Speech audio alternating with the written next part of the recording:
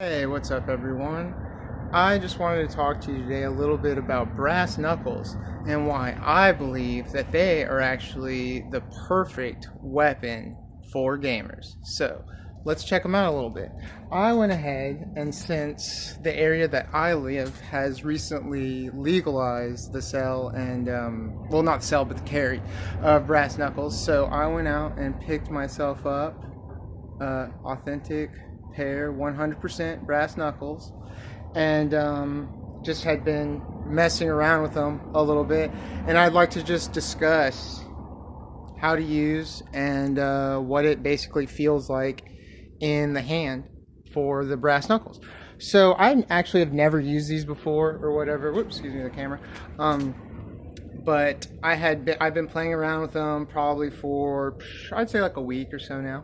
So I've discovered, I believe, how I feel the correct way to hold them. Really, what you're trying to do here, I'm going to move the camera over, is what you're not going to do first is you're not carrying them like in the hand like this. Not saying you can't, like, if you can just barely get your hand on it, and I'm just going to point at the brick a little bit, you can definitely like hit this like this or whatever, but this is not going to give you your most like solid hits on these things, man. Let me wipe that off, try and keep my nuts shiny, you know what I mean? What you're going to want to do actually is with the bottom fingers, like your pinky, the pinky and your ring fingers here, is you're kind of bring it into your palm. So you see how I'm lining, dang it, I keep turning the camera. See how I'm lining this up with, I'm not sure, I'm not a doctor, whatever this part of your thumb is or your palm, you're kind of hammer fisting it, all right? And so you can get two different types of grips I've noticed on brass knuckles. Like first, you can get the classic, like see how I'm bringing this into the center of my palm with this pinky and this ring finger, and then I'm laying my thumb across. Like you can grab it just like this, like just like you're holding, shoot, honestly, if you're into firearms, it feels a lot like holding a revolver. So I don't know how many people will catch that reference, but that's really the closest thing to it. Is this is a lot like holding a revolver, which is one reason I really like this, and I could see why maybe back in the 70s or something this was like really popular, because it really feels great. It feels great in the hand.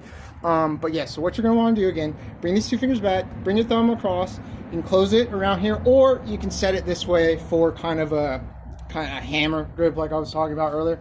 But right here, you can do your classic like quick, just what is that, your Wing Chun boxing or whatever, where you just like bring it like in the circular motions or whatever. You have a hammer fist, you can bring it, I wish my camera was better, you can bring it down on, you can rake upwards with it to catch people under the jaw or under the chin. But really the main thing is you're aiming with these two, like I'm sorry, you can see that, these two fingers right here, you're hitting, because like when you throw a punch, that's the thing, is the brass knuckles is, it's like throwing a punch, but you're punching with an object, not your fist, so you can get away with bad form. Because if you were to punch somebody holding your hand like this, you would probably break your hand. See how crappy this fist is? But because I'm holding the brass knuckles, I'm just aiming with the two main rivet bumps or whatever you want to call it, extensions, protrusions, whatever.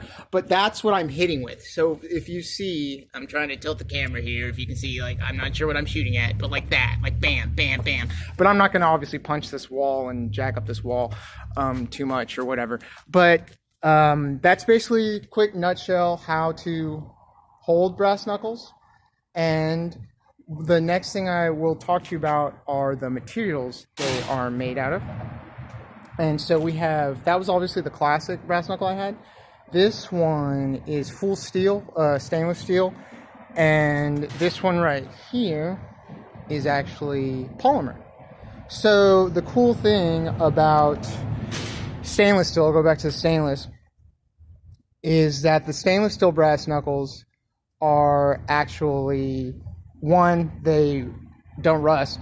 Two, they're harder and heavier than the brass, so it gives your punches more mass. Like the more weight you have behind something, you know what I mean? Like think about hitting somebody with I don't know, like just a stick, a regular stick, or hitting somebody with a baseball bat. You know what I mean? The bat's going to have a lot more mass, so it's going to hurt more when you hit someone with it. So that's what the pro of the chrome is. But I will say this is very interesting about brass knuckles. Check this out. The material actually affects how it feels in the hand. So if I wear these chrome knuckles or whatever, like obviously use them the same way, but you can feel the edges. The edges are a lot sharper, a lot harder than the actual real brass.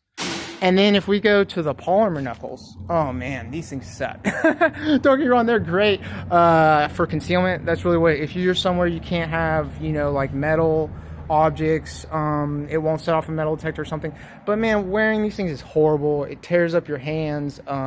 Even if you're holding it properly and utilizing the brass knuckles properly, it's still really bad on your hands. But the great thing, I really think gamers should really start carrying these, is because one, it's not a bladed weapon. First off, you don't have to worry about it, you know what I mean? Like if somebody's just scared of knives or something like that, like for some reason I just know people, they're just afraid of bladed weapons. So if they, you know, you're at like a gaming convention or a LAN party or something like that, a lot of people, they might not feel comfortable with you having like even, you know, a small 2-3 inch folder or whatever like that, especially if you're going to like real tournaments and things. I don't know what the standards are for tournaments and stuff, but you could bring something like this because it's not metal. If it's legal in your state, you're not breaking any laws, it's not bladed, and honestly, I mean, it's polymer. If you have to, if somebody has a problem with it, just throw it away. Who cares? You can get another one. Like, I can't remember how much I paid for this thing, but I'll say it was probably not more than $10. You know what I mean? And if I'm, you know, going somewhere, I'd rather just toss it instead of, you know, miss out on the tournament or something. But as I was saying, it also protects your hands. And as a gamer, like I game myself, like I'm a gamer, but I'm not like pro status. Like I don't want to be like, oh, I'm a gamer, you know, like, but I do game. I've gamed for a long time. Your hands are obviously very, very important. And in a fight, if you're throwing a punch, there's a very high chance that you could hurt your hand. Like depending on where you hit, who you know, you might accidentally miss and hit a hard object, you know, next to your target. It happens, you know. And so if you have these brass knuckles on, you don't have to worry about damaging your hands at all. Like you will not have to worry about, you know, missing that punch and then you're trying to get on your keyboard and you can't because you, oh crap, I, you know, sprained my finger and now I can't hit the key or something. So that's like the number, I would say that is really the number one reason I recommend these, is because it's great hand protection. The number two would be the concealment option, because obviously you can conceal other stuff, but this is just, it's just super easy to get past a metal detector if it's legal in your area. That's the only thing. And I will say the one major flaw with brass knuckles is that they are perceived as very like bestial weapons or barbaric something, you know, for I believe is because the type, you know, it's bludgeoning. So if you stab someone with a knife, and a knife is also kind of like you can be practical with a knife, like you use it for other things, but aside from smashing things, you know, and if you hit somebody, these are lethal weapons. This is in the same, you know, ranking as like a knife or like, you know, I guess a gun. I would consider it less lethal than a gun, but it's still a lethal weapon. Because if you hit someone even in, you know, like anywhere in their head, they're pretty much, you could crack their skull, you could break their jaw, you could break their nose, you know, any part of their face is just going to be done. But I would say that is the major disadvantage on brass knuckles. They just have a real bad rap, man. For some reason, people just, it's almost, I would say, worse than the knife. But why it beats the knife, I say, is because they're more easily concealable and people don't usually think about them. So, like I'm saying, like, so if you go to a tournament, they might have a rule that specifically says no knives allowed, but they probably won't have a rule that says no brass knuckles allowed. So there you go. I will definitely leave a link in the bottom for the time codes, because I realized I jumped around a little bit. But thanks for you guys to listen in and tell me your opinion. Tell me what you think. If you guys like this video, please let me know, because I know a whole bunch of brass knuckle techniques, or I can start putting up on the side, or excuse me, posting videos of, and I would just love to do that because it's just fun. All right, guys. Bye.